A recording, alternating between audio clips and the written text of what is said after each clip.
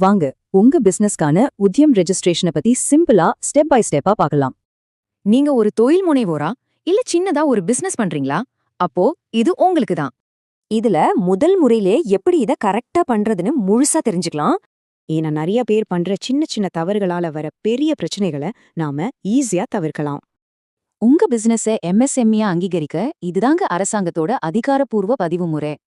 இதுல ஒரு சூப்பரான விஷயம் என்னன்னா, இந்த பதிவு முறை ரொம்பவே சிம்பிள். ஆமா, ஜீரோ.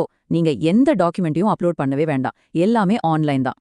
சரி, என்னென்ன தேவைன்னு பார்க்கலாம். உங்களுக்கு முக்கியமா இந்த மூணே விஷயங்கள் தான் தேவைப்படும். ஆனா ரொம்ப முக்கியம், உங்க ஆதார் மொபைல் நம்பரோட லிங்க் ஆகியிருக்கணும். அப்போதான் ஓடிபி வரும்.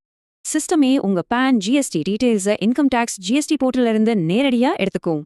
இந்த ஆட்டோமேட்டிக் வெரிஃபிகேஷன் சரியா நடக்கிறதுக்கு நதி டாக் சொல்யூஷன்ஸ் மாதிரி நிபுணர்களோட உதவி உதவும். இது கூடவே உங்க பிசினஸ் பத்தின சில பேசிக் டீடைல்ஸையும் ரெடியா வச்சுக்கோங்க.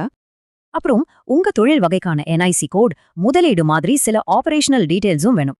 பாத்தீங்களா எவ்ளோ சிம்பிள்னு? எந்த பேலன்ஸ் ஷீட்டையோ பத்திரத்தையோ நீங்க அப்லோட் பண்ண தேவையில்லை. ஓகே, இதுக்கு யார் யாரெல்லாம் அப்ளை பண்ணலான்னு இப்ப நம்ம குயிக்கா பார்க்கலாம். இந்தியால இருக்கிற சின்ன கடையில இருந்து பெரிய கம்பெனி வரைக்கும் யார் வேணா இதுக்கு அப்ளை பண்ணலாம். சரி, இந்த ரெஜிஸ்ட்ரேஷனே இவ்ளோ முக்கியம்னு பாப்போங்க. பேங்க் லோன் ஈஸியா கிடைக்கிறதுல இருந்து கவர்மெண்ட் டெண்டர்ல முன்னுரிமை வர பல நன்மைகள் இருக்கு. ஆனா ரொம்ப கவனமா இருங்க.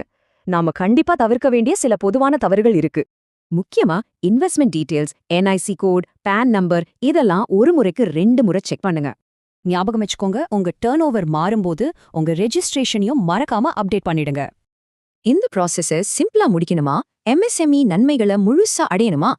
ஊதியம் பதிவு, ஜிஎஸ்டி, வருமான வரி எதுவா இருந்தாலும் நதி டாக்ஸ் சொல்யூஷன்ஸை கூப்பிடுங்க.